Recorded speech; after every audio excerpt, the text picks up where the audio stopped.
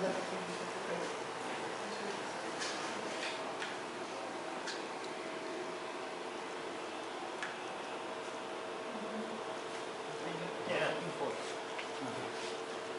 I'll close it.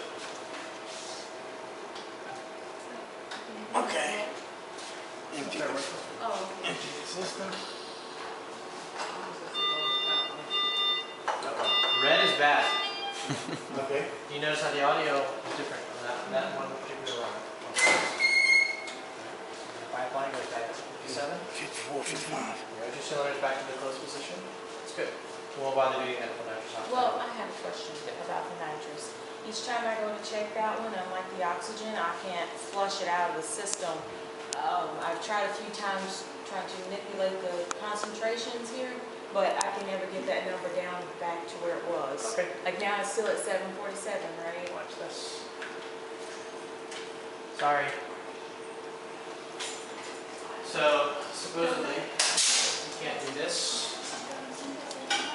This is closed. There. What's it saying now? Probably zero. Zero? Is it zero? Because that's how you bleed it out. Just disconnect. You actually have to turn the nitrous on. If there's Yeah, no nitrous coming off now. that's what I'm confused about. So I don't know how to turn it on here in the computer. That is always very illustrative to me, because if you don't know how to turn the nitrous on, it would only be because no one uses nitrous oxide. Right, right. Okay, Dr. Paladino. Hang on, we got a video recording going here. Let me finish it up, and I'll let you guys ask all your questions. So, back up to 100%. All right, so that test where we test the alarm coming on and then turning back off is a test of what? What safety system is that test? Pressure. The oxygen failure protection device. The alarm coming on, right? Proper engagement of the alarm when there's no oxygen, and proper disengagement. It's called the oxygen failure protection device.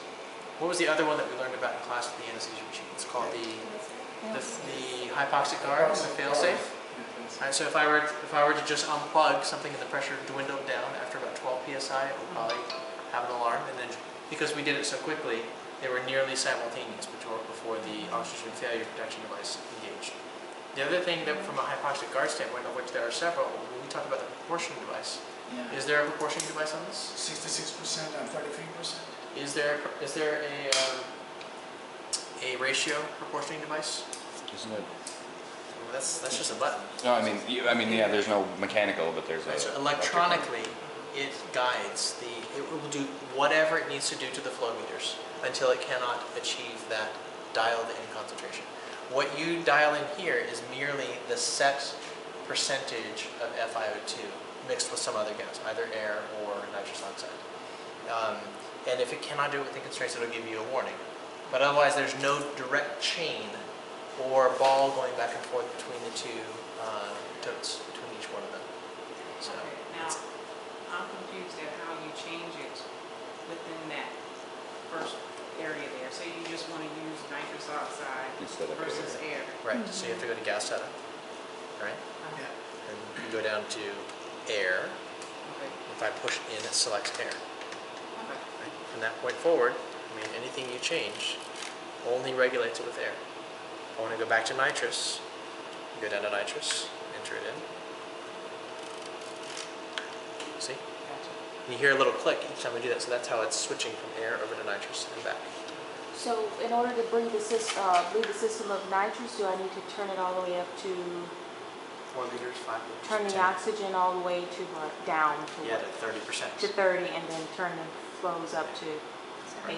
I do not advocate typically bleeding out the nitrous oxide because it's very, very rare. Well, right now there's no scavenger. I just emptied in like 5 liters or so into the room. I guess that's why, since we've been here, some people said, well, that's fine, just leave it. The oxygen, from a safety standpoint, oxygen is what is king. That is the one I want you to test, because if we don't have that, well, then we will not have life for very long. Okay, so when we test the failure, test the levels, everything is focused on oxygen.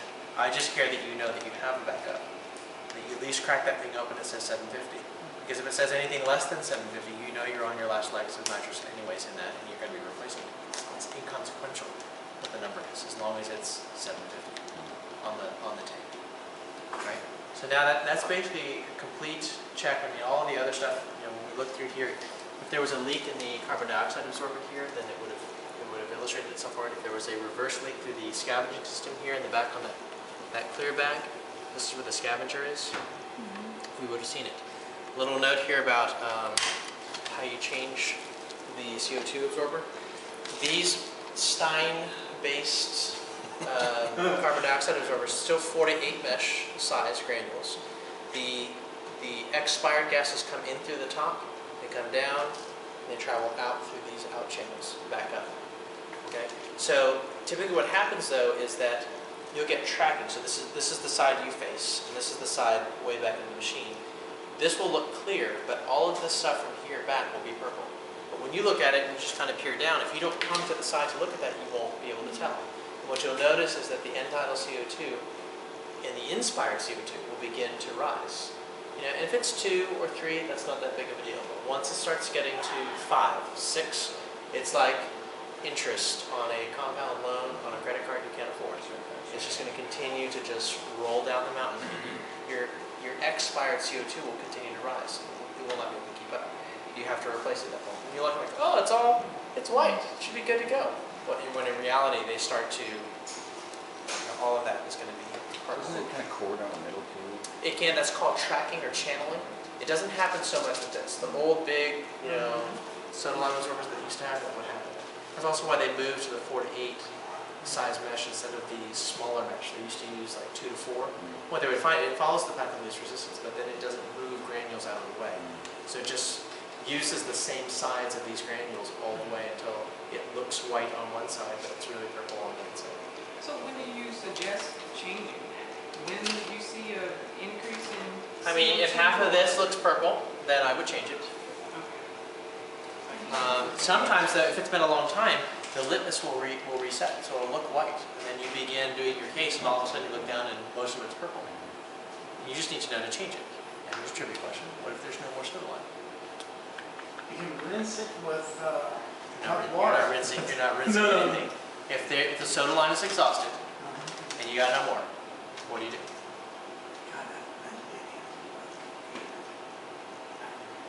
Call your anesthesia tech to get you some more. There is no more soda lime. What do you do? Send it to the scavenger. Do you reach? I'm kidding. You would increase your flow rates. And then you would open up the pop-off valve. There will be no rebreathing because every time you breathe out, the watch over here, the scavenger, no more nitrous left, right? Okay, that's good. Right? When you breathe out,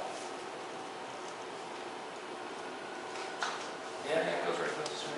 I'm not going to rebreathe it because it's going to spill right over to the scavenger. Okay, so that's in that scenario. If you've done everything you know to do to try to reduce the inspired oxygen, carbon dioxide concentration, you'll have to increase the flows. But you take the bag off, wouldn't you? Because you want that CO2.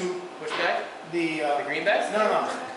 Scavenger bag, because you don't want Yeah, but then it go into the. CO2 to go into the room, but not to be No, they can. Why- It's a why- one-way valve. If you Forget take that off, then everything's. If you take that off, then there is no scavenger. Yeah, it. exactly. Yeah. The room's a Integral part scavenger. of the scavenging system. All right, that's it. Now you can end recording.